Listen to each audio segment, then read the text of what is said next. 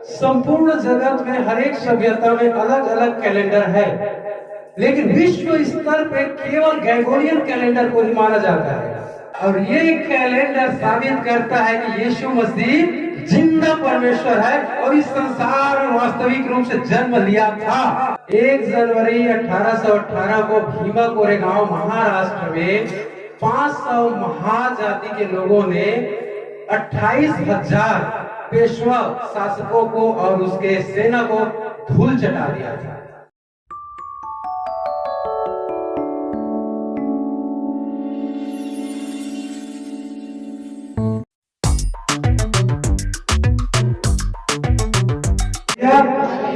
प्रभु यीशु मसीह की, प्रभु यीशु मसीह की ए हो, प्रभु यीशु मसीह की हालेलुया। आइए वचनों में जाने से पहले मैं चाहता हूँ कि परमेश्वर से प्रार्थना करें और एक कोरस गा करके उस परमेश्वर की महिमा करना चाहता हूँ। आप सभी लोग अपने स्थानों पर खड़े हो जाएं। ज्यादा समय नहीं लेंगे हम लोग, 2 मिनट का बस रहेगा। उसके बाद हम लोग परमेश्वर की वचनों में जाएंगे। आइए हम सब अपने आंखों को बंद करें। सामर्थी परमेश्वर पिता, अनुग्रहकारी दयालु प्रभु जी, प्रभु यीशु मसीह के नाम से हम आपके पवित्र चरणों के करीब आते हैं। दयालु परमेश्वर, अब तक आपने हमें संभाल के रखा, उसके लिए हम आपको धन्यवाद करते हैं। हर प्रकार की बीमारियों से, दुष्ट की युक्तियों से आपने हमें बचा रखा, उसके लिए हम आपको धन्यवाद करते हैं। प्यारे पिता, हम आपके नाम को ऊंचा उठाते हैं। दयालु परमेश्वर पिता, हम आपको धन्य धन्य करते हैं। यीशुआ घर दिल में तू बना, दिल मेरा सुना तेरे बिना।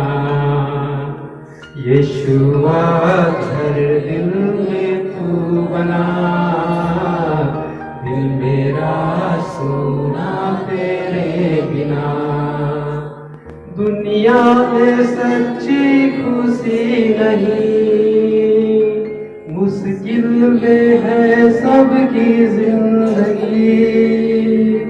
दुनिया में सच्ची खुशी नहीं, मुश्किल में है सबकी जिंदगी। यीशुआ घर दिल में तू बना, दिल मेरा सुना तेरे बिना। यीशुआ घर दिल में तू बना, दिल मेरा सुना तेरे बिना। हाँ सर्वशक्तिमान प्रभु जी, आपके बिना हमारा यह जीवन, हमारा हृदय सूना है प्रभु जी। क्योंकि हम देखते हैं संसार में कितना भी सुंदर, कितना भी विशाल महल क्यों न बनाया जाए, उस पर अगर रहने वाले ना हो तो वह खंडहर माना जाता है, वह एक निरादर का भवन माना जाता है, वहाँ पर सांप, बिच्छुओं और डाकुओं का खो बन जाता है। परंतु जिस घर में कोई रहने वाला होता है, वह घर हर जगह आदर के पात्र होता है, हर जगह सम्मान होता है, वहाँ पर लोग आना जाना पसंद करते हैं। खुदा और यीशु, वैसे ही हमारा जीवन आपके बिना खंडहर है प्रभु जी। हम आपका स्वागत करते हैं, आप हमारे जीवन में आइए। आपके बिना प्रभु जी हमारा जीवन सूना है। दयालु परमेश्वर पिता, आगे हम वचनों की ओर जाएंगे। हम चाहते हैं कि आप हमारे मध्य में होकर अपने वचनों को हमें सिखाइए। हम आपके वचनों के द्वारा और भी परिपक्व होने पाए। दयालु परमेश्वर पिता, हर एक बातों में महिमा, आदर, इज्जत आपको देते हुए प्रार्थना प्रभु यीशु मसीह के नाम से आमीन। आइए हम सभी अपने स्थानों पर बैठ जाएं। आप सभी को नव वर्ष की हार्दिक शुभकामनाएं। मैं कुछ बातों को आप लोगों से पूछना चाहूंगा, पूछने के बाद हम लोग वचनों में जाएंगे। आज का दिन नव वर्ष हमें मनाना क्यों आवश्यक है? कोई कारण है आप लोगों के पास? क्यों इकट्ठा हुए हैं? परमेश्वर की महिमा तो हम दूसरे दिन भी कर सकते हैं ना, संडे को करते ही हैं, नाइट प्रेयर करते हैं। तो आज के दिन इकट्ठा होने का कुछ तो कारण होना चाहिए ना। ऐसा नहीं कि दुनिया आज सेलिब्रेट कर रहे तो हम भी कर रहे हैं। हालेलुया। कोई कारण है आपके पास? मल्ला। और भाई इकट्ठा होने का कारण होना चाहिए ना। खाना खाते भूख लगती है, कुछ कारण होता है, नहीं मालूम? आइए मैं बताता हूँ। हालेलुया। सबसे पहली कारण है प्रभु यीशु मसीह का जन्म। ठीक है, पूरे विश्व में हर समुदाय में अलग अलग कैलेंडर है कि नहीं है? अब इस्लाम में चला जाइए, उसमें अलग कैलेंडर है, उसमें का महीना किसमें आता है, रमजान वगैरह इस प्रकार से महीना चलता है उसमें, है ना। और इधर भारतीय सभ्यता में चले जाए तो इसमें हिंदी कैलेंडर चलता है, इसमें फागुन चैत बैसाख चलता है। और इंग्लिश में जाए, रोमन कैलेंडर में जाए, जिसे हम ग्रेगोरियन कैलेंडर के नाम से जानते हैं, जो वर्तमान में जनवरी फरवरी इस प्रकार से चालू होता है। हालेलुया। संपूर्ण जगत में हर एक सभ्यता में अलग अलग कैलेंडर है, लेकिन विश्व स्तर पे केवल ग्रेगोरियन कैलेंडर को ही माना जाता है। आप चाहे किसी भी विभाग में जॉब करो, इंग्लिश कैलेंडर को ही आप टाइप करोगे, वही डेट मान्य रहता है। विश्व स्तरीय आप संबंध स्थापित करें, राजनीतिक संबंध चाहे व्यापारिक संबंध, आपका एग्रीमेंट जो है इसी कैलेंडर के अकॉर्डिंग होता है। हालेलुया। और ये कैलेंडर साबित करता है कि यीशु मसीह जिंदा परमेश्वर है और इस संसार में वास्तविक रूप से जन्म लिया था। हालेलुया। इसीलिए इस कैलेंडर को ईस्वी कैलेंडर के नाम से जाना जाता है।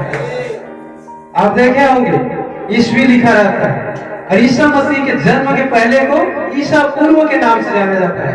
यीशु मसीह वो सच्चा व्यक्ति है, यीशु मसीह ऐसा सिद्ध व्यक्ति है जो समय को दो भागों में बांट दिया है। हालेलुया। आज उसी की गवाही के लिए हम एक जगह इकट्ठा हुए हैं कि हाँ, यीशु मसीह संसार में आया था जिसने समय को दो भागों में बांट दिया। हालेलुया। इतिहास को दो भागों में बांट दिया, और देखते हैं कि ईसा के जन्म के बाद की घटना को ईस्वी और पहले की घटना को ईसा पूर्व के नाम से जाना जाता है। इसीलिए हम आज यहाँ पर इकट्ठा हुए हैं, और हमारा इकट्ठा होना यीशु मसीह के उस जन्म की गवाही है। हालेलुया। आइए कुछ बातों को हम और देखेंगे। मैं भारतीय सभ्यता का दो इतिहास आप लोगों को और बताऊंगा आज के दिन के विषय में। 1 जनवरी 1818, कितने लोगों को याद है? पता है उस दिन क्या हुआ था? आज पूरा भारत और महाराष्ट्र शौर्य दिवस का उत्सव मना रहा है। क्या होता है शौर्य दिवस, किसी को पता है? 1 जनवरी 1818 को भीमा कोरेगांव महाराष्ट्र में 500 महाजाति के लोगों ने 28,000 पेशवा शासकों को और उसके सेना को धूल चटा दिया था। और वो महाजाति ऐसे जाते थे, उसका सम्मान नहीं करते थे, अछूत मानते थे उसको, उससे दूरी रखते थे। 1 जनवरी 1818 को उन लोगों ने अपनी स्वाभिमान की पहली लड़ाई लड़ी थी भारत में। हालेलुया। ऐसे लोगों के अगेंस्ट जिसने उसको अछूत कहा, जिसने उसको इंसान होने का दर्जा नहीं दिया, जिसने उसको कुचला दलित बना दिया, ऐसे आज दिवस शौर्य दिवस है पूरे देश में, ऐसे विजय दिवस मनाया जा रहा है। हालेलुया। और ऐसी दशा हम मनुष्य जाति का भी था। यीशु मसीह के जन्म से पहले हम में से किसी को भी मंदिर में प्रवेश करने का अधिकार नहीं था। कितने लोगों को था? स्वर्ग जाने का अधिकार कितने लोगों को था? आपको था? स्वर्ग के नजर में हम भी दबे कुचले तुच्छ मनुष्य थे। यीशु मसीह के जन्म से हम क्या हुए? स्वर्ग जाने के योग्य हुए। हालेलुया। ये दो तरह के इतिहास हमारे जीवन में आता है। एक तो शौर्य दिवस भीमा कोरेगांव की 1 जनवरी 1818। हालेलुया। और दूसरी घटना है 1 जनवरी 1848। जो आप यहाँ पर माता और बहने बैठे हुए हैं, कितने पढ़े लिखे हैं आप लोग? पहली, दूसरी, 5वीं, 6वीं, MA, BA, बहुत सारा पढ़ाई किए हैं ना। इसकी शुरुआत 1 जनवरी 1848 को हुई थी। हालेलुया। उस दिन भारत की पहली कन्या विद्यालय की स्थापना हुई थी, जिसका नींव रखा था ज्योतिबा राव फुले और उनकी पत्नी सावित्री फुले ने। हालेलुया। इसलिए यह दिवस हमारे लिए बहुत ही महत्वपूर्ण है। हमारे पास इकट्ठा होने का कारण है कि हम यीशु मसीह के गवाही के साथ साथ भारत का शौर्य दिवस और भारत का शिक्षा दिवस भी मना रहे हैं। हालेलुया। अगर आपसे कोई पूछे 1 जनवरी को क्या करने गए थे आपने, हालेलुया तो कर रहे थे, बताइए उनके कानों में कि हम शौर्य दिवस और शिक्षा दिवस मना रहे थे। हालेलुया। आइए अब पवित्र वचनों की ओर आगे बढ़ेंगे। ये तो है हमारा 1 जनवरी को इकट्ठा होने का कारण और एक नव वर्ष के साथ साथ शौर्य दिवस मनाने का कारण। यह नया साल है, नव वर्ष, मतलब कि कैलेंडर हमारे जीवन में बदल गया है, यही ना। 2024 का कैलेंडर अब हमारे जीवन में नहीं रहा, 2025 का आ गया। मेरे प्रियो, कैलेंडर के साथ साथ हमारा जीवन भी बदलना चाहिए। केवल कैलेंडर ही बदलना पर्याप्त नहीं है। एक उदाहरण आप लोगों को मैं देना चाहता हूँ। जैसे कि विवाह होता है ना, विवाह होता है, हम किसी दूसरे घर की बेटी को अपने घर शादी विवाह करा के लाते हैं, तो उसके जीवन में नया परिवर्तन आता है ना। पहले उसके जीवन में कोई पूरा ससुर नहीं था, देवर नहीं था, ननद नहीं थी, सास नहीं थी। आने के बाद बदलाव आता है उसमें, तो सब रिश्तों का रेस्पेक्ट करना सीख जाती है। और लड़के भी वैसे, उसका जीवन में कोई ससुर नहीं था, कोई साला नहीं था, कोई साली नहीं थी। धीरे धीरे क्या करते हैं, वो भी रेस्पेक्ट करना सीखते हैं। एक नया बदलाव आता है उनके जीवन में। अगर वो व्यक्ति चाहे कि मैं नहीं बदलूंगा या नहीं बदलूंगी, तो क्या रिश्ता टिका रहेगा? हेलो, टिका रहेगा? नहीं टिका रहेगा भाई। बदलना पड़ेगा, अपने आप को बदलना पड़ेगा। वैसे मेरे प्रियो कि आज 1 जनवरी 2025 लगा, कैलेंडर के साथ साथ हमारा जीवन में भी परिवर्तन आना चाहिए। वही पुरानी बातें हमारे जीवन को घायल न करे, पुरानी यादें हमारे जीवन, वर्तमान जीवन को दूषित न करे। हालेलुया। आइए हम और देखते हैं संत लूका रचित सुसमाचार, उसकी 5 अध्याय, उसके 36 पद को निकालेंगे। हालेलुया। यहाँ पर यीशु मसीह एक दृष्टांत देते हैं कि कोई व्यक्ति नए वस्त्र में पुराना पैबंद नहीं लगाता। ऐसा करने से नया वस्त्र या खराब हो सकता है, फट सकता है, या फिर नया के साथ पुराना अच्छा नहीं दिखेगा, सूट नहीं करेगा। इसका सिंपल उदाहरण आप देख लीजिए कि अगर आप नया पैंट पहने हैं, नया पैंट है ना, और बनियान चिढ़ा फटा पहनकर घूम रहे हो, कैसा लगेगा? अच्छा दिखेगा? बिल्कुल नहीं दिखेगा। नए के साथ उसको भी बदलना पड़ेगा। या फिर आप लुंगी पहन लिए हो, है ना, पुराना वाला, और उसके साथ टाई कोट पहनकर घूम रहे हो, तो कैसा लगेगा? अच्छा नहीं लगेगा ना। वैसे ही प्रभु यीशु मसीह भी कहते हैं कि नया के साथ पुराना मेल नहीं खाता है। हालेलुया। उसके बाद आगे पढ़ेंगे हम लोग। यहाँ पर दाख रस की तुलना किया गया है, दाख रस और मस्क का, दोनों का उदाहरण लिया गया है। और यहाँ पर प्रभु यीशु मसीह इस बात को कहते हैं कि कोई भी व्यक्ति नया दाख रस को पुराने मस्के, मतलब पुराने मटके में नहीं रखता है। ऐसा करने से क्या होगा कि वो मटका टूट जाएगा और नया दाख रस क्या हो जाएगा? खराब हो जाएगा। तो वैसे ही दोनों घटना से हम इस बात को समझने का प्रयास करें कि हमारे जीवन में अगर नई आशीषें लानी है, हमारे जीवन में परमेश्वर की ओर से नया आशीष को हमारे जीवन में लाना है, तो क्या करना पड़ेगा? पुराने विचारों को छोड़ना पड़ेगा।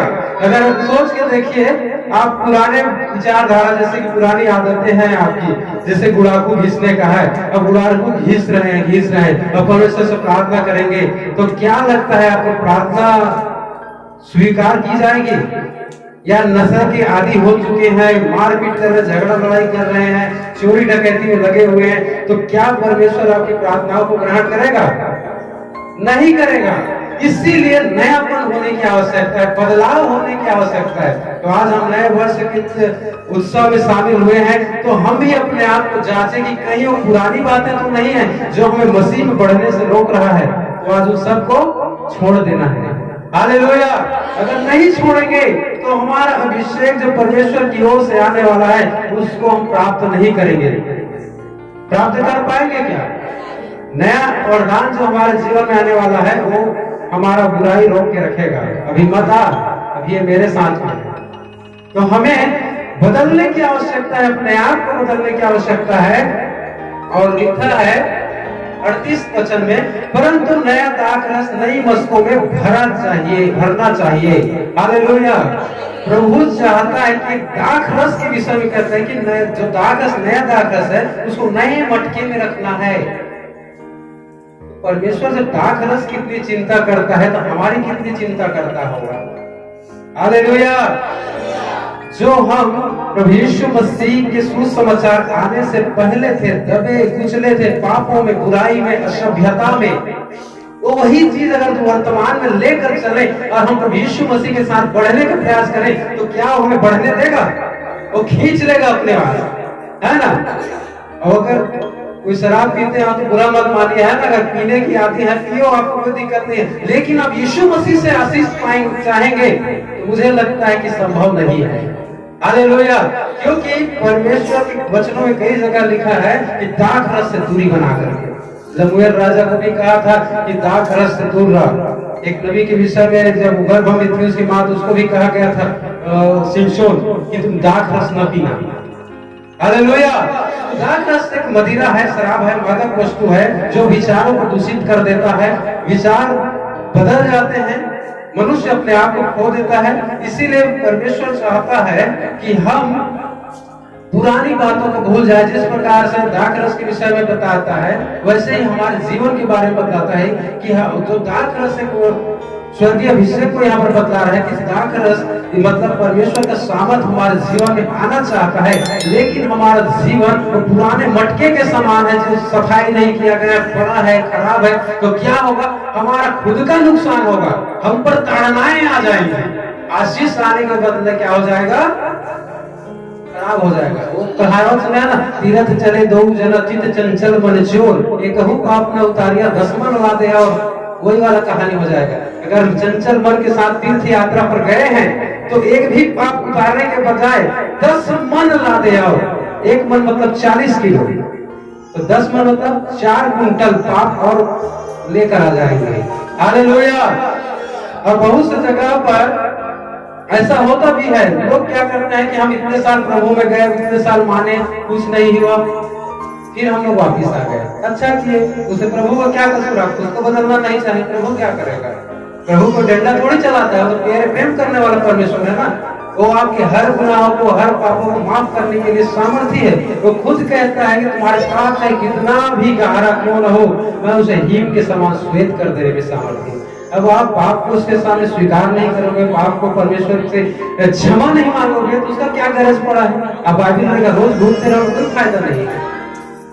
अंगीकार करके उसको छोड़ने की आवश्यकता है। उस पुराने मटके के समान जो मसीह में आने से पहले आपका नैतिक व्यवहार था, वो अगर खराब व्यवहार था तो उसको बदलने की आवश्यकता है। तब हम परमेश्वर की ओर से आशीष को प्राप्त करेंगे। हालेलुया। और तब परमेश्वर का सामर्थ्य हमारे जीवन में काम करेगा। जो वचन में लिखा है, जो मसीह पर विश्वास करते हैं वो जयवंत से भी बढ़कर है। हालेलुया। अर्थात हमारा जीवन हर समय क्या होगा?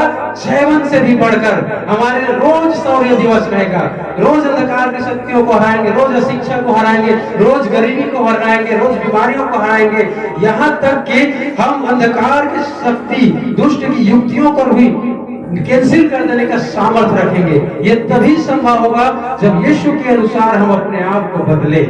हालेलुया। आइए हम कुछ वचनों को और मनन करें। पृष्ठ क्रमांक 231 नया नियम निकालिए। पहला कुरिन्थियों की किताब 5 अध्याय 7 पद। पुराने समय में इजरायली लोग मिस्र से निकल जाने के बाद फसह का पर्व मनाया करते थे। मतलब फसह का एक त्योहार होता था उनके जीवन में। जो फसह का त्योहार परमेश्वर की ओर से था, उसको उन्हें हर साल मनाना पड़ता था। उस दिन क्या होता था? अखमीरी रोटी खानी पड़ती थी। अखमीरी रोटी की विशेषता आप लोगों को पता है? क्या है अखमीरी रोटी? आपको पता है? खमीर क्या होता है? हालेलुया। अखमीरी रोटी। क्यों परमेश्वर को ऐसा कहना पड़ा कि तुम अखमीरी रोटी खाओ? खमीर मिला हुआ रोटी मुलायम होता है, जैसे डबल रोटी होता है ना, मुलायम कर देता है खमीर। उसको इंग्लिश में ईस्ट कहते हैं, जो मिला दिया जाता है ना। उसको आटा और मैदा में मिला देने के बाद वो क्या देता है? फूल जाता है। तो परमेश्वर यहाँ पर कहता है कि फसह के पर्व के समान अखमीरी रोटी बन जाओ। अखमीरी रोटी मतलब क्या होता है? जिसमें खमीर नहीं मिला गया है। अब खमीर नहीं मिला जाने से बाद कड़ा हो जाएगा। कड़ा हो जाएगा, उसी को खाना है। तो साल भर में परमेश्वर एक बार उस पर्व को, फसह के पर्व को मनाने के लिए कहता है। क्यों कहता है? क्या परमेश्वर इतना निर्दयी है जो कड़ा रोटी चावने के लिए बोलता है? आप बोलता है नहीं, लेकिन निर्दयी नहीं है, वो दयालु है और साथ ही साथ अपने इतिहासों को आप जिंदा रखो, इसलिए वो करता है। क्योंकि मिस्र में क्या होता था, खमीर वाली रोटी खाते थे, मुलायम रोटी खाते थे, जिससे क्या होता था, वो मस्त खुश रहते थे। लेकिन वही खुशी के कारण वो एक दिन विपत्ति में पड़ गए। फिर परमेश्वर से गुहार लगाया, फिर वहां से उनको निकालना पड़ा। तो जब लाल समुद्र से पार करके परमेश्वर उनको निकालता है और एक नया समाज, यहूदी समाज में स्थापित करता है, उसके बाद खमीर की, बिना खमीर की रोटी खाने के लिए बोलता है। कारण क्यों है पता है? अगर बिना खमीर की रोटी खाएंगे, उसे पूरा परिवार खाएगा, तो चावेंगे तो दांत दर्द देगा। तो बच्चे ने पूछेंगे, पापा हम खमीरी रोटी क्यों खा रहे हैं, क्यों इतना आज कड़ा रोटी खा रहे हैं, इतने दिन तक क्यों नहीं खाए?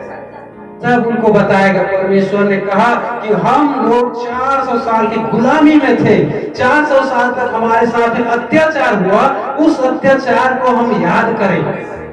अगर दांत दर्द देगा तो उस दर्द को याद करो जो 400 साल तक तुम लोग भुगते हो। उसके सामने ये दर्द कुछ भी नहीं है। हालेलुया। अगर दिन ब दिन मुलायम रोटी खाते जाए तो आदमी आलसी हो जाएगा। होगा कि नहीं होगा? बहुत सारे लोगों का तो दांत भी आधा लोग में झड़ जा रहा है, क्योंकि बुखारी करना ही नहीं है, रस के बाद से जिंदगी चल रहा है। हालेलुया। तो यही है कि परमेश्वर चाहता है कि हम याद रखें। और क्या बात को याद रखें? यहाँ पर हम पढ़े हैं, पुराना खमीर निकाल कर अपने आप को शुद्ध करो कि नया गूंथा हुआ आटा बन जाओ, ताकि तुम अखमीरी हो, क्योंकि हमारा भी फसह जो मसीह है बलिदान हुआ है। हालेलुया। किस लिए? कि मसीह के बलिदान को स्मरण करने के लिए हमें क्या करना है? पुराना खमीर, पुराना जो व्यवहार था हमारा, जो हमें भुला देता था, घमंड पैदा करता था, वो सबको निकाल फेंको। मेरे पास अच्छा शिक्षा है, मैं बहुत पढ़ा लिखा हूँ, ये हमारे घमंड के कारण होगा। मेरे पास बहुत सारा प्रॉपर्टी है, कई सारी कंपनियां हैं, मेरे पास अच्छा गवर्नमेंट जॉब है, बहुत सारे कारण हो सकते हैं आपके घमंड का। लेकिन यही घमंड के विषय में बताना चाहूंगा मैं। राजा गुंडुपोरस को कितने लोग जानते हैं? राजा गुंडुपोरस, संत थोमा जब पहली बार भारत आए, राजा गुंडुपोरस और उसका भाई गाल, दो भाई थे यहाँ जो शासन कर रहे थे दक्षिण भारत में। उन दोनों भाइयों ने प्रभु के शुभ समाचार को पाया और अपना राजपाट छोड़ दिया, त्याग दिया। हालेलुया। जो कई सारे नौकर को रखता था, कई सारे गुलाम थे, मंत्री थे, उस सब को छोड़कर संन्यास दे दिया। ये होता है त्याग, और ये होता है परमेश्वर को स्वीकार करना। हालेलुया। ये होता है घमंड का त्याग करना। चाहता तो मैं तो प्रभु एक बढ़िया से यहाँ पर चर्च बनवा दूंगा, यही प्रार्थना करूंगा, मुझे क्या जरूरत है राजपाट त्यागने का? एक विकल्प था उनके पास। हमारे पास तो एक डिस्ट्रिक्ट जमीन में नहीं है, फिर भी घमंड इतना है कि उस विश्वासी ने मुझे ऐसा कह दिया, मैं देख लूंगा। अरे क्या देख लोगे भाई? मिट्टी से बनो, एक दिन मिट्टी में मिल जाओगे, देखेंगे तुम्हारा बाप ऊपर जाकर। हालेलुया। हमारे पास यहाँ देखने के लिए कुछ भी नहीं है। ये नया साल, ये नया वर्ष हमारे लिए नहीं, परंतु उन लोगों के लिए है जो मसीह को नहीं जानते। हमारे लिए सब दिन बराबर है, क्योंकि आज नहीं तो कल हमारा तो अंजाम एक ही होना है, प्रभु के पास जाना है। लेकिन उनके जीवन में नया प्रवेश नहीं हुआ है। हालेलुया। हमारे लिए हर दिन नया साल के बराबर है। मेरे प्रियो, तो खमीर जो आपको भुला देता था, जो घमंड पैदा कर देता था, उसको दूर करने की आवश्यकता है, ताकि हम मसीह में और नए बनते जाएं, परिवर्तन आते जाए, नयापन हमारे जीवन में कार्य करे। हालेलुया। और उसका कारण है कि हमारा परमेश्वर जो फसह का बकरा बना, फसह का बलिदान बना, वो यीशु मसीह था, स्वर्ग का स्वामी, जिसके पास किसी भी भली वस्तु की घटी नहीं, वो उसको इस संसार में आना पड़ा। हम मनुष्यों के लिए, हम पापियों के लिए, अधर्मियों के लिए मरना पड़ा उसको। हालेलुया। क्या आप स्मरण कर सकते हैं उस सर्वशक्तिमान की महिमा को? आपके पास लग्जरी कुर्सी मिल जाए, लग्जरी गाड़ी मिल जाए, तो ऐसा लगेगा कि आसमान में उड़ रहे हैं। उसको तो उसकी जरूरत ही नहीं, वो पानी पर ऐसे चलता था परमेश्वर। उसके पास घमंड का बहुत सारा विकल्प था। एक बार कहता है, जो मेरे पास हाथ उठाए तुम नष्ट हो जाओ, सब के सब चित्त वहीं पर। लेकिन उसके घमंड कुछ भी नहीं था। हालेलुया। क्योंकि मेरा विश्वास है कि वो परमेश्वर, सर्वशक्तिमान परमेश्वर यीशु मसीह सबसे बड़ा प्रेमी परमेश्वर है। हालेलुया, सबसे बड़ा प्रेमी है। उसी प्रेम के कारण उसने क्या किया, अपने आप को बलिदान कर दिया। और इस संसार में कोई अगर लड़का अगर किसी लड़की को प्रेम करने लगे तो लड़की भी भूल जाती है मेरा प्रेम करने वाला करोड़पति है। लड़का भी भूल जाता है मेरा प्रेम करती है वो बहुत बड़ा अमीर लड़की है, सुंदर है, पढ़ी लिखी है, भूल जाते हैं।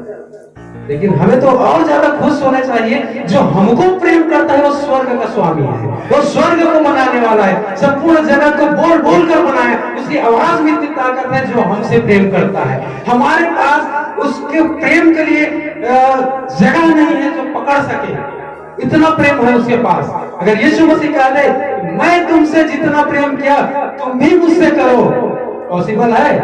I think it is not possible for everyone. हमारे लिए पॉसिबल नहीं है क्योंकि हम इंसान हैं। हमारे पास अगर यीशु मसीह जैसा प्रेम किया, घर से बाहर निकल गया प्रसाद के लिए, हम निकल जाएं, हमारे घर परिवार सुनाना चालू कर देंगे। हालेलुया, आर्थिक तंगी देखना चालू कर देंगे। फलाना पास्टर के पास तो बहुत बड़ा कार है, उनके पास घर है, मेरे पास नहीं, मुझे भी आपको होना चाहिए। एक संसार की अभिलाषा खींच लेगी। लेकिन यीशु मसीह वो काम कर दिया जो एक प्रेमी करता है, प्रेमी से भी बढ़कर किया, क्योंकि वो प्रेमी होने के साथ साथ हमारा पिता भी है। हालेलुया, आइए हम और कुछ वचनों को मनन करें। कुलुसियों 3:10। हालेलुया, और नए मनुष्यत्व को पहन लिया है जो अपने सृजनहार के स्वरूप में के अनुसार ज्ञान प्राप्त करने के लिए नया बनता जाता है।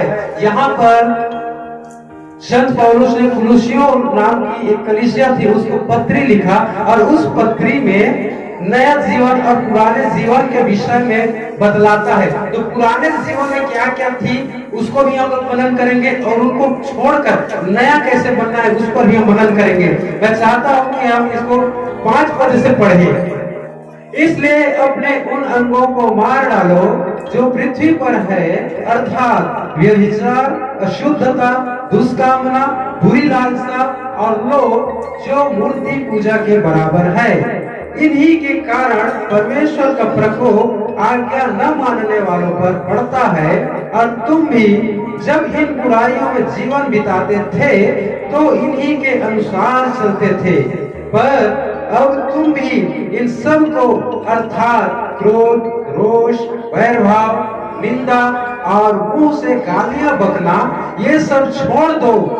एक दूसरे से झूठ मत बोलो, क्योंकि तुमने पुराने मनुष्यत्व को उसके कामों समेत उतार डाला है और नए मनुष्यत्व को पहन लिया है जो अपने सृजनहार के स्वरूप के अनुसार ज्ञान प्राप्त करने के लिए नया बनाता जाता है। हालेलुया, यहाँ पर उन बुराइयों को लिखा गया है जो हमें परमेश्वर से अलग कर देता है। मैं उसकी व्याख्या नहीं करूंगा, उतना समय नहीं है, फिर भी हम मोटी मोटा देख लेंगे यहाँ पर कि परमेश्वर से हमें अलग करने वाली कुछ बातें थी। अशुद्धता थे, दुष्कामना थे, लालच था, लोभ था जो मूर्ति पूजा के बराबर है। मतलब परमेश्वर को हमारे साथ जुड़ने से रोक देती थी, है ना। जैसे कि ये मूर्ति ले लेते हैं, हम है ना, मूर्ति ले लेते हैं किसी मनुष्य का और एक व्यक्ति बोलता है कि ये मेरा पिताजी है, और तो वास्तविक पिताजी वहां पर खड़ा हो जाए, फिर भी वो बोले मूर्ति मेरा पिताजी है, तो जिंदा जो उसका बाप है उसको तकलीफ होगा कि नहीं होगा? होगा ना।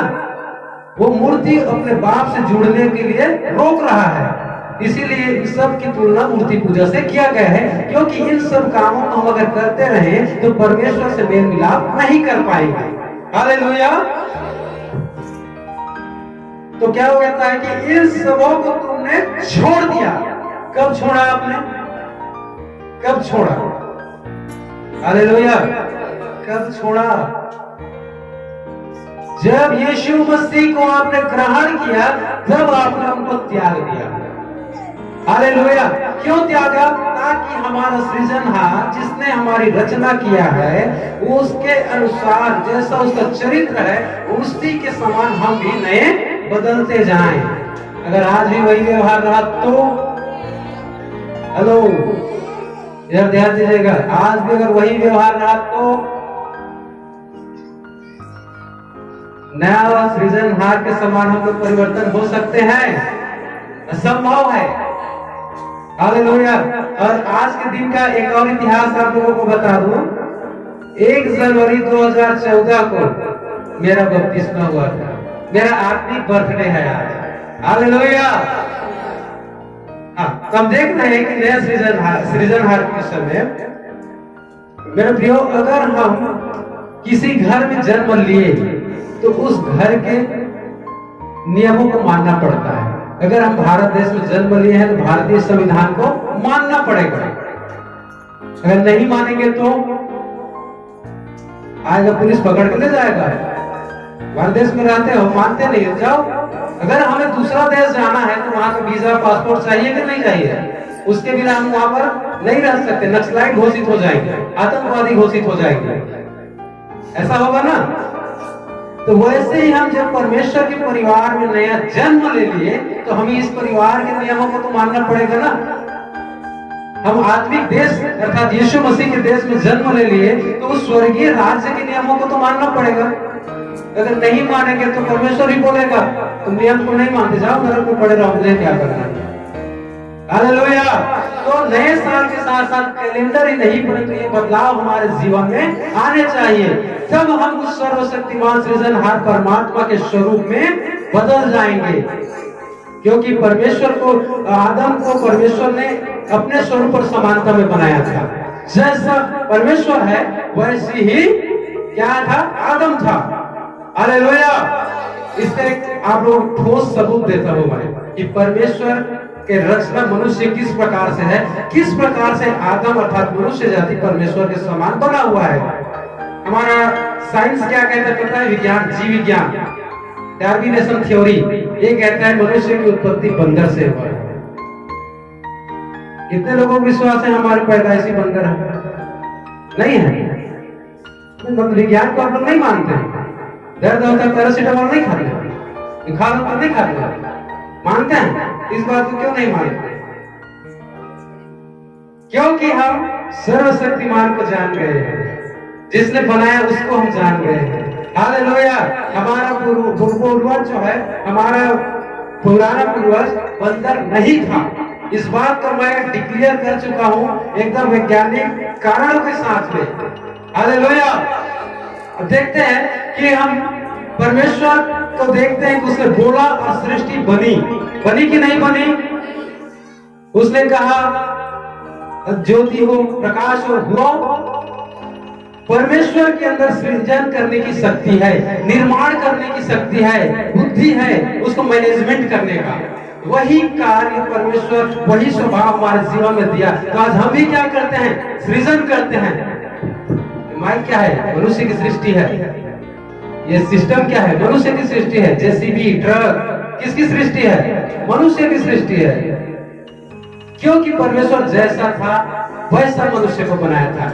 मनुष्य को छोड़कर एक भी ऐसा दुनिया में नहीं है जो सृजन कर सके, सृष्टि कर सके। है क्या? बता दीजिए कितने बंदरों ने घर मकान बनाया था? हम तो वो पढ़े थे ना, उसमें क्या बोलते हैं हिंदी में, बंदर नहीं बनाते घर, घूमा करते इधर उधर। पढ़े हो कि नहीं पढ़े आप? हम लोग पढ़े। बंदरों का घर नहीं होता है जहाँ कहीं भी जाते हैं, लेकिन परमेश्वर का घर स्वर्ग है। इसीलिए हम दुनिया को स्वर्ग जैसे बनाने का प्रयास करते हैं। हमारे घर में ये होना चाहिए, वो होना चाहिए, जितना हमको अच्छा लगता है वो सब बदलाव लाने की कोशिश करते हैं। कारण हमारी सृष्टि स्वर्ग शक्तिमान ने स्वर्ग के अनुरूप किया है। हालेलुया। तो यहाँ पर हम देखते हैं कि हम अगर प्रभु यीशु मसीह में जन्म ले लिए, उस सृजनहार को पहन लिए हैं, तो हमें दिन ब दिन नए बनने की आवश्यकता है। नए बनना, परिवर्तन करना अपने जीवन में आवश्यकता है। तो किन किन बातों से परिवर्तन करना है? सबसे ज्यादा तो हमें इस बात पर, अपने गाली बकने वाली व्यवहार पर परिवर्तन करना है। अगर मसीह में आ गए हैं, गुस्सा को कंट्रोल नहीं कर पा रहे हैं, बच्चा थोड़ा गलती कर दिया, बड़ा कुत्ता, बिल्ली, दुनिया भर का गधा, हाथी, बैला बोल दिए। पैदा किसने किया है? बाद में क्या बोलेगा? पैदा तो आप ही ने किया है। अरे गधा पैदा किया हो कि हाथी पैदा किया, आप क्या जवाब दोगे? बाइबल बताते हैं सबसे ज्यादा जुबान की चौकसी करना है, गाली बक रहे हैं, दुनिया भर की श्राप दे रहे हैं, तो फिर मसीह में नई सृष्टि कैसे हुई है? मेरे प्रियो, इस बात को बहुत गंभीरता से आप लोग लीजिए, क्योंकि परमेश्वर जिसने हमें रचा, अपने स्वरूप और समानता में रचा है, जैसे शक्ति उसके जुबान में थी वही शक्ति आपके जुबान में है। आप बच्चे को बोल दे जा मर जा, मर गया क्या कर लोगे? बिना उद्धार पाए नरक जाएगा। ऐसा हुआ भी है, कई सारी घटनाएं होते भी रहते हैं। इसीलिए हमें सबसे ज्यादा इसको बदलाव की आवश्यकता है कि अब हम नए मनुष्यत्व को पहन लिए, इस मनुष्यत्व को फेंक देना है। यीशु मसीह ने कितने लोगों को गाली दिया? डांटा फटकारा, लेकिन गाली नहीं दिया, श्राप भी नहीं दिया मर जा सिरा जा करके। लेकिन हम आज वर्तमान में ऐसे माता पिता को देखते हैं, मर जा सिरा जा, हपड़ जा, गिर जा, दुनिया भर के बोलते हैं। ये माता पिता का व्यवहार नहीं है, ये अशुद्ध आत्माओं का व्यवहार है जो माता पिता में प्रवेश कर गया है। क्योंकि यीशु मसीह आकर साबित कर दिया कि पिता कैसा होता है। उसने कहा मैं और पिता एक ही हैं। हालेलुया। अब चाहे तो पढ़ सके सुसमाचार, उसका 10 अध्याय 30 पद में लिखा है कि मैं और पिता एक हैं। वो दिखा दिया कि सच्चा पिता कैसे होता है। इतना अत्याचार होने के बाद भी गाली नहीं दिया। हालेलुया। तो इस प्रकार से परिवर्तन हमारे जीवन में आने की आवश्यकता है। और क्यों आने की आवश्यकता है? और हम देखते हैं लगभग अंतिम पड़ाव पर हम पहुंच रहे हैं। तीतुस की किताब 3 अध्याय 4 और 5 को पढ़ेंगे। पर जब हमारे उद्धारकर्ता परमेश्वर की कृपा और मनुष्यों पर उसकी प्रीति प्रकट हुई, तो उसने हमारा उद्धार किया, और यह धर्म के कामों के कारण नहीं जो हमने आप किए, पर अपनी दया के अनुसार नए जन्म के स्नान और पवित्र आत्मा के हमें नया बनाने के द्वारा हुआ। हालेलुया। आप अगर मसीह यीशु पर विश्वास करते हैं और मसीह यीशु को अंगीकार करके अपना उद्धार का स्वीकार कर चुके हैं, तो आप क्या हैं? परमेश्वर यीशु मसीह में नई सृष्टि है। हालेलुया। जब नई सृष्टि हो गए हैं तो उसका कारण यहाँ बताया कि आप किस प्रकार नई सृष्टि हुए। बताता है कि पर जब हमारे उद्धार करता परमेश्वर की कृपा और मनुष्यों पर उसका प्रेम प्रकट हुआ, तो उसने हमारा उद्धार किया, और यह धर्म के कामों के कारण नहीं जो हमने आप किए। अब धर्म के काम सुन लीजिए। हालेलुया। धर्म के काम के कारण हमारा उद्धार नहीं हुआ है।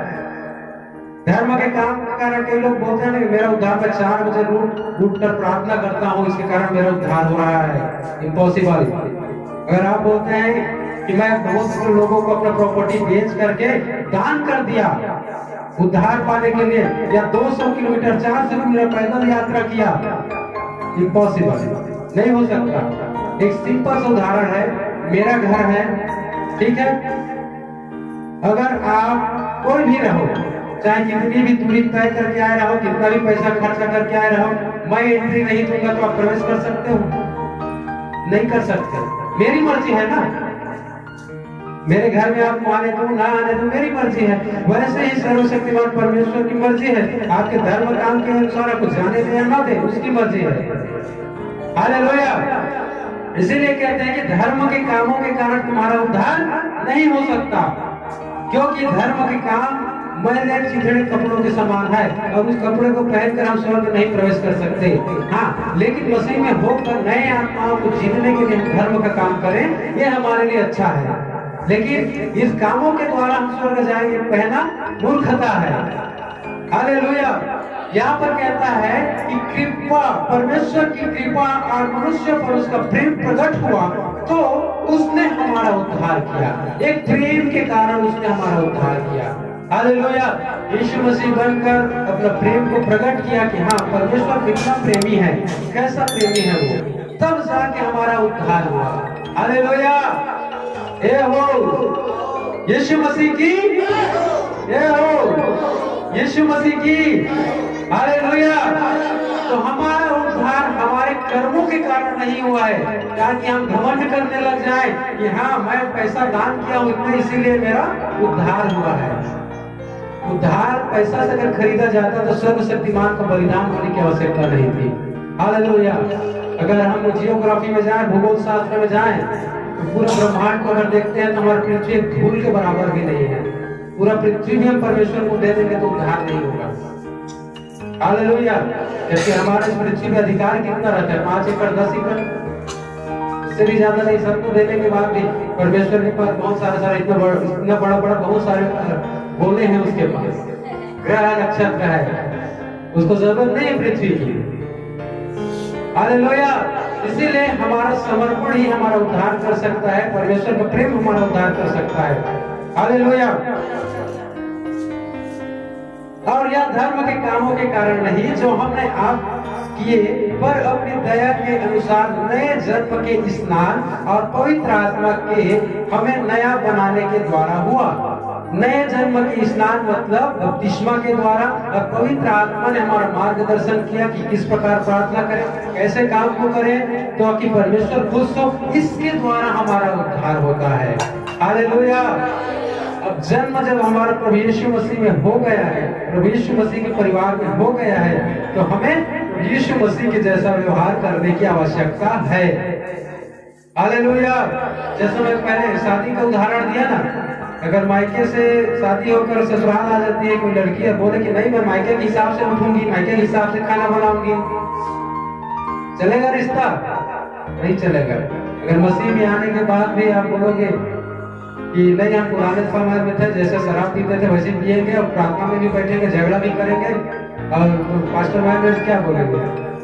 नहीं भाई हमारा घर मत आना, हमको जरूरत नहीं है आपकी, बोलेंगे कि नहीं बोलेंगे? वैसे भी शराबी झगड़ा करने वालों को तो वैसे भी आपको पसंद नहीं करते थे प्रभु में आने से पहले। कोई आके आपके घर शराब कर बवंडर करे, पसंद करते हो? जब उसमें नहीं करते तो इसमें कैसे करेंगे? हालेलुया। अगर कोई लड़की शराब पीने वाली है और शादी करके चली जाए, बोले मैं मायके में शराब पीकर उड़ती थी, वहीं भी काम करूंगी, भैया नहीं रख सके, नहीं तो ना बात विदा कर दे, चल तो दे दर्द कर दे, वो नहीं सकेगा, बोलोगे ना? भाई जब उस संसार में ऐसा हो सकता है, ये तो आत्मिक संसार है, यहाँ तो उससे बढ़कर ज्यादा सुधारने की आवश्यकता है, नए बनने की आवश्यकता है। जिस प्रकार एक माँ के गर्भ से व्यक्ति जन्म लेता है, तो माँ के गर्भ में रहता है तो उसको माँ के गर्भ का सिस्टम पालन करना पड़ता है। वो खाना नहीं खा सकता अंदर में, लेकिन इस संसार में आता है तो खाना खाता है, जरूरत है उसकी। वैसे जब हम संसार में थे तो संसार के हिसाब से चले, लेकिन हमारा जन्म बपतिस्मा के द्वारा नया जीवन में आ गया, मसीह में आ गया, तो मसीह के हिसाब से हमें चलने की आवश्यकता है, मसीह के हिसाब से सुनने की आवश्यकता है, मसीह के हिसाब से हमें बोलने की आवश्यकता है। तब जाके हमारा रिश्ता परमेश्वर के साथ मिला रहेगा।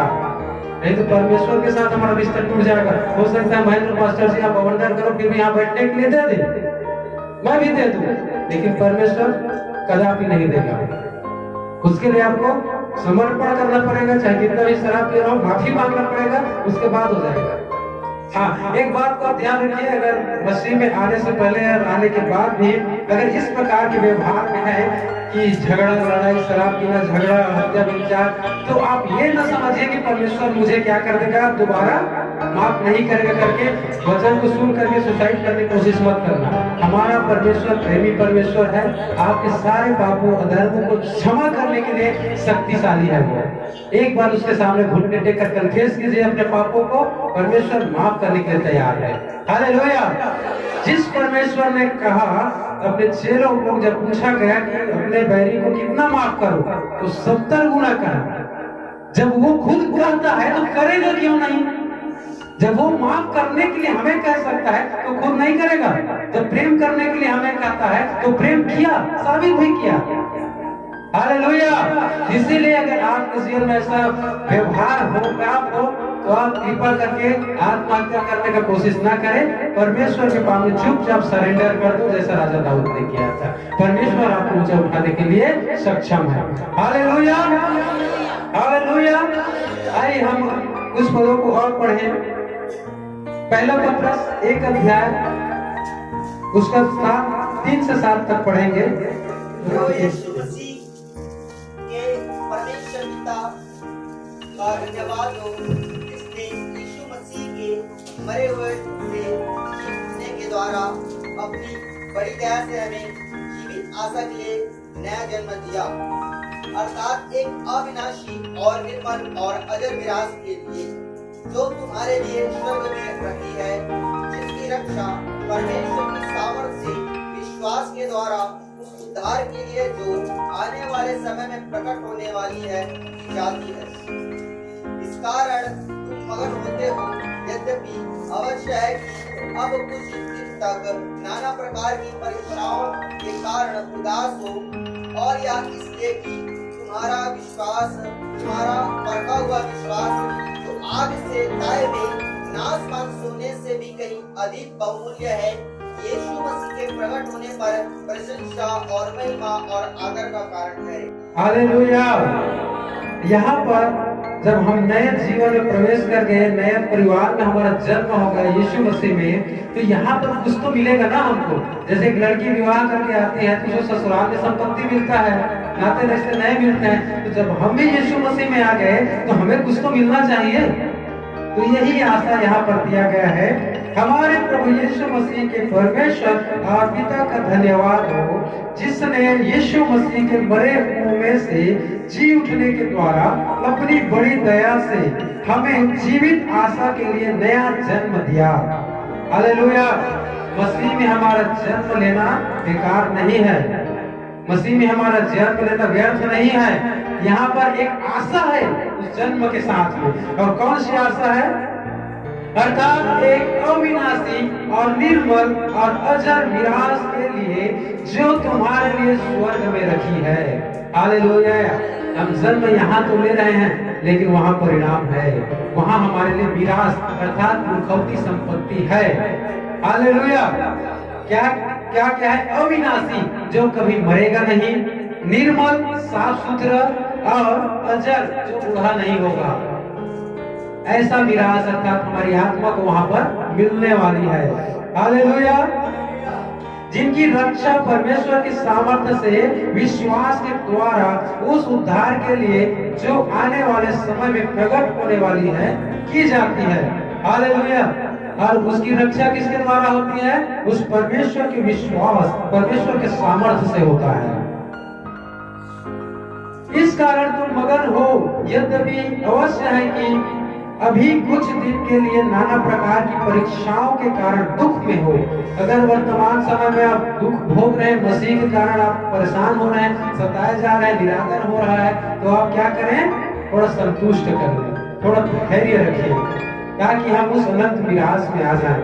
और यह इसलिए है कि तुम्हारा परखा हुआ विश्वास जो आग के ताए हुए नाशवान सोने से भी कहीं अधिक मूल्यवान है, यीशु मसीह के प्रकट होने पर प्रशंसा और महिमा और आदर का कारण ठहरे। अर्थात इन सब कष्टों से, जिस प्रकार से आग में पत्थर को डाल दिया जाता है तो पत्थर पिघल कर सोना बदल जाता है, उसमें से जो खराब वस्तुएं जल कर नष्ट हो जाती है, कुछ बढ़ जाता है और प्योर सोना निकलता है। तो आग में प्रवेश करना उस पत्थर के लिए क्या है? एक दुख है। वैसे इस संसार के संकट में प्रवेश करना या जीना हमारे लिए दुख है, और यही दुख के कारण हम अपने आप को खरा सोना के समान साबित कर सकते हैं। हालेलुया। जो हमारे लिए प्रशंसा और महिमा और आदर का कारण ठहरेगा जब प्रभु यीशु मसीह हमें लेने के लिए आएंगे। हालेलुया। हालेलुया। एक पद और पढ़ेंगे, उसके बाद हम समाप्त करेंगे। पहला पत्रस 1 अध्याय उसका 22 से 23 पद पढ़ेंगे। अर्थात जब कि तुमने भाईचारे की निष्कपट प्रीति के निमित्त सत्य के मानने से अपने मनों को पवित्र किया है, तो तन मन लगाकर एक दूसरे से प्रेम रखो। हालेलुया। पूरा हमें क्या करना है? एक दूसरे से प्रेम रखना है, क्योंकि यीशु मसीह का संसार जो प्रेम का संसार है, झगड़ा लड़ाई का संसार नहीं है, दुष्टता का संसार नहीं, परंतु प्रेम का संसार है। इसीलिए हमें क्या करना है? प्रेम के साथ रहना है, एक दूसरे को माफ करते हुए आगे बढ़ना है। कारण क्या है? क्योंकि हमें अविनाशी बीज से उत्पन्न किया गया है। परमेश्वर ने अपने अविनाशी बीज अर्थात अपनी आत्मा के द्वारा हमें उत्पन्न किया है, और परमेश्वर के जीवते और सदा ठहरने वाले वचन के द्वारा नया जन्म पाया है। हालेलुया। तो नया जन्म पाने के कारण क्या करना है? हम लोगों को अपने विश्वास को थामे रखना है और प्रेम का व्यवहार करते रहना है, ताकि जब सर्वशक्तिमान परमेश्वर हमारे जीवन में आए या फिर द्वितीय आगमन पर बादलों पर आता है तो प्रेम और विश्वास मिले उसको और हम वहां ले जाया जाए। हालेलुया। जब मसीह में आए हैं तो हमारे जीवन में नयापन आना चाहिए, बदलाव आना चाहिए। पुराना वही खमीर है, काम का नहीं है, परमेश्वर पसंद नहीं करेगा। पुराना व्यवहार है, पसंद नहीं करेगा। जिस प्रकार एक दुल्हन अपने मायके को छोड़कर ससुराल में आते हैं तो ससुराल के नियमों को पालन करना पड़ता है, वैसे ही हम जब संसार को छोड़कर मसीह में जन्म ले लिए तो हमें इस परिवार के नियमों को पालन करना पड़ेगा। हालेलुया। अगर हम चाहते हैं कि मसीह में आने के बाद भी वो शादी विवाह के लिए जाति पोती देखते रहे या फिर शादी विवाह के लिए पूंजीपति वाले को देखते रहे, किसी और को देखते रहे, फिर नया बदलाव कहाँ है हमारे जीवन में? पुराना खमीर है हमारे जीवन में जो आपको मसीह में पढ़ने से रोक देगा। हालेलुया। छाट निवार वाला काम करते रहेंगे मसीह में आने के बाद भी जाति के नाम से, धर्म के नाम से, तो ये मसीह का प्रेम वहां पर नहीं है। वही खमीर आपके साथ चल के आ रहा है जो आपको परमेश्वर से अलग करके रख देगा। हालेलुया। क्योंकि परमेश्वर ने मनुष्य बनाए हैं, जाति नहीं बनाया है। हालेलुया। मनुष्य बनाए हैं तो हमें मनुष्यों के साथ संबंध बनाना है, उसी मनुष्य के साथ में जो परमेश्वर के अनुरूप है। भले आप देख सकते हैं जो मसीह में नहीं उसे काम शादी ना करो, कोई बात नहीं, लेकिन जो मसीह में है वो तो एक ही परिवार है, वो भी उसी परिवार में पैदा हो गया, आप भी उसी परिवार में पैदा हो गए। हालेलुया। एक ही संसार में पैदा हो गए तो फिर जातियों का बंधन टूट जाना चाहिए। नहीं तो हम सत्य को अभी तक जाने ही नहीं है, परमेश्वर के प्रेम को पहचाने ही नहीं है। अगर यीशु मसीह चाहता कि तुम इस जाति के हो, तुम्हारे लिए उद्धार नहीं है, मैं तुम्हारे लिए नहीं मरा, तो आज हम यहाँ पर इकट्ठा नहीं हो पाते। हालेलुया। तो उस परमेश्वर को अपने जीवन में जगह दें जिसने अपने आप को अपने प्रेम के लिए हमारे ऊपर प्रकट किया, ताकि हम उसी के समान बदले, उसी के समान हो जाएं, उसका प्रेम हमारे जीवन में काम करे। हालेलुया। आइए हम सब अपने आंखों को बंद करें, अपने स्थानों पर खड़े हो जाएं। इन वचनों के लिए हम प्रार्थना करेंगे। हमारे जीवन में नयापन आना चाहिए, नया जीवन, नई बदलाव आनी चाहिए। आइए हम सब एक कोरस गाकर परमेश्वर की महिमा करते हुए प्रार्थना करेंगे।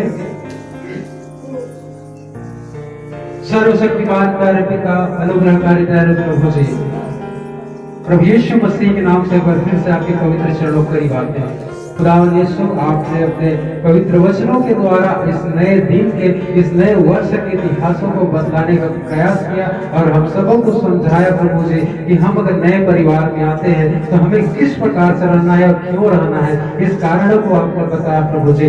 उसके लिए मैं आपको धन्यवाद करता हूँ। प्यारे पिता, आपके दास होने के नाते प्रभु जी मैं बिचवाई करता हूँ, मध्यस्थता करता हूँ प्रभु जी कि आपके बेटे जितने भी यहाँ पर उपस्थित हैं, इन्होंने प्रभु जी मन, वचन और कर्मों के द्वारा जितने भी पाप किए हों उन सब पापों को आप प्रभु क्षमा करिए, क्योंकि पिता इनके पास पापों की कीमत देने के लिए मूल्य नहीं है। परमेश्वर पिता, हम तीनों दास मिलकर इस बात की प्रार्थना करते हैं प्रभु की सब कलीसियाओं के देखिए हर एक पापों अपराधों को क्षमा करें और आपके परिवार के लिए स्थिर होने के लिए सहायता प्रदान करें। खुदा तेरे और करीब आज मैं आना चाहता हूँ, खुदा तेरे और करीब आज मैं आना चाहता हूँ, जहाँ से मैं तुझे देख सकूं, जहाँ से मैं तुझे सुन सकूं, जहाँ से मैं तुझे देख सकूं, जहाँ से मैं तुझे सुन सकूं, ऐ खुदा तेरे करीब आज मैं आना चाहता हूँ, ऐ खुदा तेरे करीब आज मैं आना चाहता हूँ।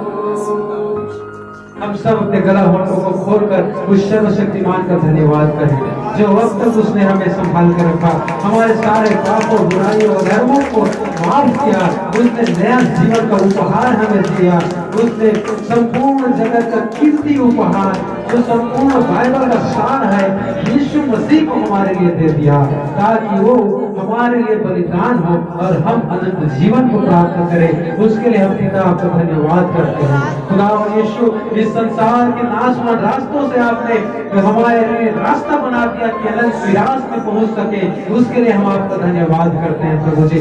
आज के वचन को पढ़ा गया, सुना गया, आपकी आत्मा ने प्रकट किया प्रभु जी, हम सब के जीवन में देह धारण करने पाए। प्यारे पिता, वो पुराना खमीर यीशु के नाम से आउट हो जाने पाए, वो पुराना चाल चलन जो आपके पास आने से रोकती है सब यीशु के नाम से कैंसिल हो जाने पाए। प्यारे पिता, हम आपकी आत्मा के अनुरूप चलने पाए, आपकी आत्मा के अधीन हो जाने पाए। पवित्र आत्मा का शामत हम सबों के जीवन में काम करे प्रभु जी। सारी बातों में प्रभु जी हम आपके नाम को करते हैं। अब तक संभाल कर रखा पिता, उसके लिए धन्यवाद। महिमा आदर इज्जत आपको देते हुए प्रार्थना को यीशु मसीह के नाम से मांगते हैं, आमीन। समय हमारे